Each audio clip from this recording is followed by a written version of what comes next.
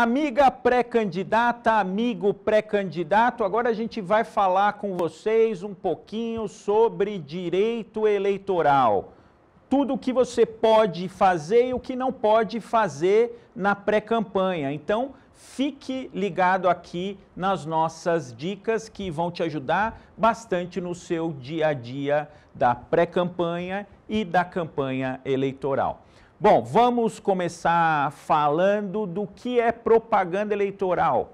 A propaganda eleitoral, ela tem tempo certo para acontecer, ela só pode acontecer a partir do dia 16 de agosto do ano da eleição. Então, nesse ano, se não houver nenhuma modificação do calendário eleitoral, como talvez não haja, então tome cuidado para você não contar com o ovo no rabo da galinha, não achar que você pode fazer qualquer coisa, porque os prazos eleitorais já estão exíguos e você tem que já fazer a sua pré-campanha. Então, ela tem tempo certo para acontecer, ela só pode acontecer a partir de 16 de agosto e até o dia 15 de agosto estamos na fase da pré-campanha. Então, na pré-campanha não pode acontecer o pedido direto de voto, porque se acontecer o pedido direto de voto, você está fazendo o que a gente chama de propaganda eleitoral antecipada. A gente pode classificar a ilicitude da propaganda eleitoral quanto ao tempo, porque ela tem data para começar e data para terminar. A propaganda eleitoral começa dia 16 de agosto e termina, se não houver modificação do calendário eleitoral, no dia 3 de outubro, às 22 horas. Algumas formas de propaganda terminam um pouquinho antes, mas ela tem também formas permitidas e proibidas, porque, por exemplo, não se pode fazer propaganda eleitoral por meio de outdoor. E aí tem gente que acha que outdoor é só aquele tradicional, mas tem várias espécies de outdoor. Essas placas acima de 4 metros quadrados e qualquer engenho publicitário explorado comercialmente, qualquer material de divulgação de agência de publicidade é considerado outdoor para fins eleitorais. Então, tem pré-candidatos e candidatos que saem por aí puxando carretinha com divulgação de seus nomes. Isso não pode nem na pré-campanha e não pode também na campanha eleitoral, por ser uma propaganda eleitoral irregular quanto à forma. Tem que tomar cuidado também com a origem dos recursos da propaganda eleitoral, porque não pode, por exemplo, acontecer doação por parte de pessoas jurídicas e principalmente sindicatos e igrejas. Tem gente que infelizmente sai usando recursos, aí às vezes carro de som, espaço de salão de igreja. Então tem que tomar cuidado, porque se utilizar recursos de origem ilícita, tanto na pré-campanha quanto na campanha eleitoral, o pré-candidato e o candidato vão ter sérios problemas. A propaganda eleitoral irregular também, ela pode ser irregular quanto à matéria, porque tem matérias que são permitidas e matérias que são proibidas. A gente costuma dizer que a propaganda eleitoral ela não pode provocar estados mentais, emocionais ou passionais. Ela não pode chocar, ela não pode ofender, ela não pode denegrir a imagem das pessoas. Então, qualquer conteúdo, por exemplo, que seja ofensivo a outras pessoas não pode ser veiculado na propaganda eleitoral. Bom, voltando para a nossa propaganda antecipada, como é que você, enquanto pré-candidato, pode fazer a sua pré-campanha? Você, na pré-campanha, pode dar entrevistas no rádio, na televisão, você pode dar entrevista para jornais, você podia, porque agora com a Covid-19 isso é um problema, você podia fazer eventos fechados de preparação da sua pré-campanha, por exemplo, trazendo os seus apoiadores ensinando o direito eleitoral, propaganda eleitoral para os seus apoiadores. Agora você vai ter que fazer isso nas plataformas virtuais. Você pode usar também as suas redes sociais pessoais. Você pode dizer que é pré-candidato, você pode dizer o que você fez de bom no passado, o que você pretende fazer de bom enquanto ocupante de uma cadeira no Legislativo ou enquanto ocupante de uma cadeira no Executivo, seja como prefeito, seja como vereador, mas você não pode pedir o voto diretamente. Você não pode dizer, vote em mim.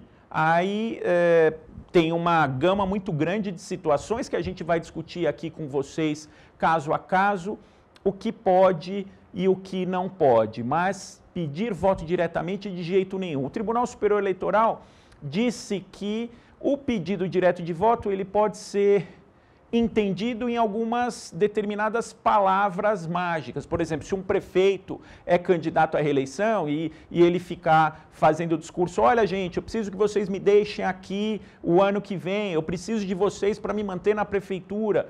Essas palavras mágicas são consideradas propaganda antecipada. Bom, então vamos recapitular um pouquinho o que pode na pré-campanha. Isso está lá no artigo 36A da Lei 9.504. Pode dizer que é pré-candidato, sou pré-candidato a prefeito, sou pré-candidato a vereador, pode pedir apoio político. Pedir apoio é diferente de pedir voto. Olha, você vai me apoiar na minha pré-candidatura? Olha, você está disposto a receber os meus e-mails, as minhas mensagens de WhatsApp? Você está disposto de saber o que eu tenho feito na minha pré-campanha?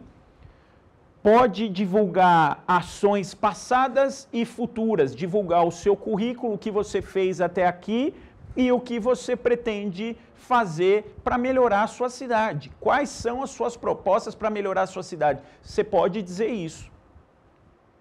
Pode dar entrevistas, como eu disse, participar de encontros e debates no rádio, na televisão e na internet. Gente, pode usar bastante a internet, fazer live, fazer participações em bate-papos, entrar na página de um amigo, cada dia entrar numa página de um amigo diferente, porque você amplia as suas redes, você usa a sua rede e usa uma rede diferente todo dia. Aproveitem esse momento aí de distanciamento social para fazer isso. Pode realizar encontros, e aí esses encontros estão prejudicados por conta do distanciamento social, inclusive uma novidade, as convenções elas vão ser feitas por plataformas digitais também, então sequer as convenções partidárias vão ser presenciais, mas você pode realizar encontros, seminários e congressos em ambiente fechado com a Covid-19 e isso está prejudicado.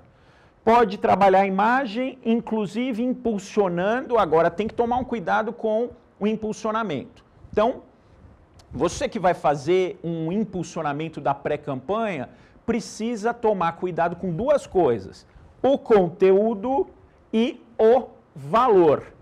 Por que conteúdo? Você não pode fazer o pedido direto de voto.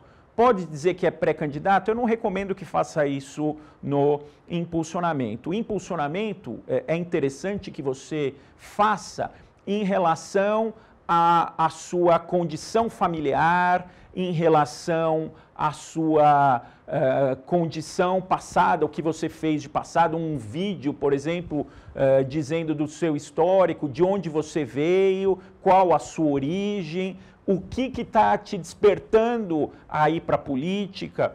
Isso é um vídeo legal para você impulsionar. Mas, além do conteúdo, você precisa tomar cuidado com o valor. Tem gente que já está abusando, está impulsionando um valor enorme, um dinheiro alto. Quanto que é um dinheiro alto? Primeiro, precisa tomar cuidado, porque a rigor, a pré-campanha juridicamente não existe.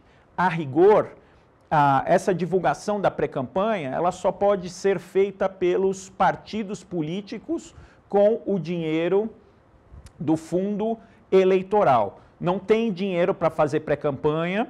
Esse dinheiro que está sendo arrecadado, por exemplo, nas vaquinhas virtuais, ele não pode ser usado na pré-campanha. Então, significa que juridicamente a pré-campanha não existe e os gastos da pré-campanha não existem. Precisa tomar cuidado, porque quem gasta muito na pré-campanha, quem antecipa os gastos da campanha na pré-campanha, pode ter o registro de candidatura cassado. Isso aconteceu, por exemplo, no final do ano de 2019, com a ex-juíza Selma Arruda, enquanto senadora do Mato Grosso. Ela foi cassada pelos excessos de gastos na pré-campanha. Então, precisa tomar muito cuidado com o impulsionamento, porque o valor que você vai gastar, eu não recomendo, sinceramente, principalmente em cidades pequenas, que seja gasto em toda a pré-campanha mais de R$1.000 em impulsionamento. A gente vê em cidades grandes, gente que está impulsionando R$10.000 por mês. Um impulsionamento dessa ordem pode configurar o que a gente chama de abuso do poder econômico. É o uso do poder econômico além do permitido. E isso é gravíssimo. Isso enseja a cassação do registro da candidatura. E se o sujeito for diplomado e for eleito, pode ter a cassação também do registro da candidatura, do diploma e do mandato. Significa o seguinte, o sujeito ganha, mas não leva. Aconteceu com a juíza Selma Arruda.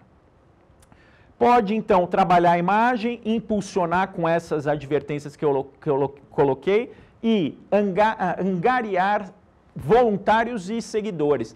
Essa fase é muito importante para você para conseguir apoiadores. Você não vai pedir o voto, você vai conseguir apoiador. Oh, você me apoia, você quer receber o meu material, você quer divulgar o meu material para a sua rede de amigos, de relacionamento, para a sua família.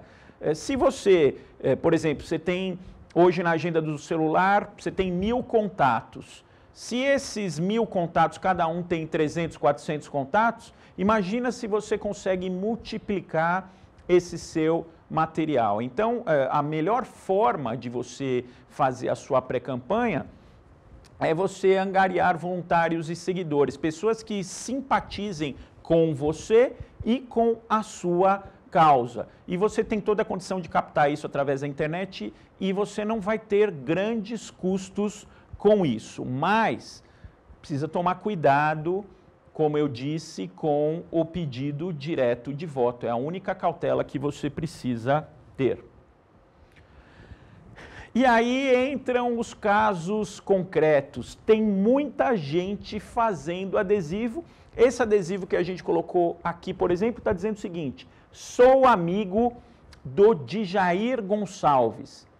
Tem pedido direto de voto? Não. Tem algum problema isso em relação à campanha eleitoral? Está falando onde ele é pré-candidato? Não. Está falando o cargo que ele almeja? Não. Está falando dos méritos dele? Não. Está falando o que ele pretende fazer se for eleito? Não. Não está falando absolutamente nada. Tem a foto do Djair Gonçalves e está falando, sou amigo do Djair Gonçalves. Isso não é propaganda eleitoral antecipada. Mas vamos pensar na seguinte situação.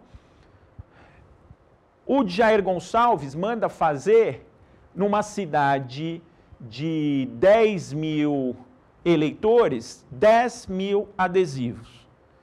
Todo mundo na cidade vai ter no carro este adesivo. Isso pode trazer problema para o pré-candidato? Pode trazer problema para o pré-candidato em função da quantidade, porque aí a gente vai ter aquela figura do abuso do poder econômico. Todo pré-candidato precisa ficar atento com as formas de abuso nas eleições. Nós temos o abuso do poder econômico que eu acabei de falar. O que é o abuso do poder econômico?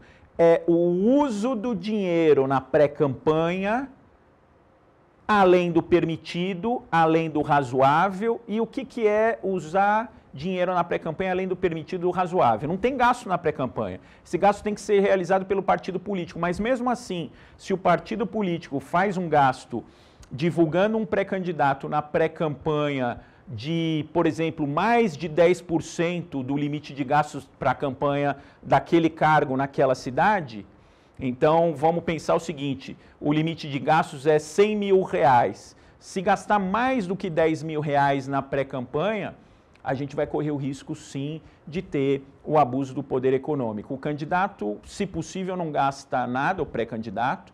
O partido vai gastar, mas vai gastar com moderação e divulgando o seu filiado como uma estratégia de divulgar o próprio trabalho do partido. Então, todos os gastos da pré-campanha, os jornaizinhos, por exemplo, para dizer quem é o pré-candidato, vão ser feitos pelo partido divulgando um expoente, uma pessoa que representa o partido na cidade. Isso pode ser feito. Precisa tomar cuidado na tiragem, precisa tomar cuidado na forma visual e principalmente no valor. Então, abuso do poder econômico vai ficar caracterizado quando, por exemplo, na campanha, você utilizar recursos de pessoas jurídicas. Não pode receber nada de pessoa jurídica na campanha eleitoral. E não é só dinheiro, existem aquelas chamadas doações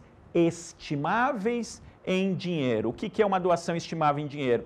Uma empresa, por exemplo, empresta um carro de som para você. Isto é doação estimável em dinheiro. Se uma empresa emprestar para você o comitê eleitoral, isso é doação estimável em dinheiro. E olha só, precisa tomar cuidado até porque muito pré-candidato e muito candidato tem o seu veículo pessoal no nome da sua empresa. Então, o sujeito se locomove com o veículo da empresa no seu dia a dia. Isso, sendo ele o dono da empresa, na vida dele isso não vai trazer problema nenhum, mas na campanha vai trazer. Sequer o veículo da empresa do candidato pode ser utilizado na campanha porque configura doação estimável em dinheiro. Então, se o veículo estiver no nome da empresa, tem duas possibilidades. Ou esse veículo é transferido para a pessoa física do candidato, ou é feito um aluguel deste veículo da empresa para o candidato. Então, vai ter que ser alugado esse veículo ele não pode ser utilizado de forma gratuita, porque isso configura doação estimável em dinheiro. Então, nós temos abuso aí do poder econômico na utilização de recursos de pessoa jurídica, nós temos abuso do poder econômico na utilização, por exemplo, de recursos financeiros de igrejas, sindicatos, nós temos abuso do poder econômico quando é extrapolado aquele limite de gastos na campanha. Então, se o vereador pode gastar 100 mil na campanha, se ele gastar 110 mil, se ele gastar 120 mil, isso é abuso do poder econômico. Obviamente que ele vai maquiar esses gastos como caixa 2, mas ele vai ter que gastar estritamente aquele limite na campanha, e aí a única ressalva são os gastos com contador e com advogado que precisam ser declarados, mas não entram nesse limite de gastos, né? Então, o partido pode pagar, o advogado pode pagar o contador, mas não vai entrar esse valor no limite de gastos.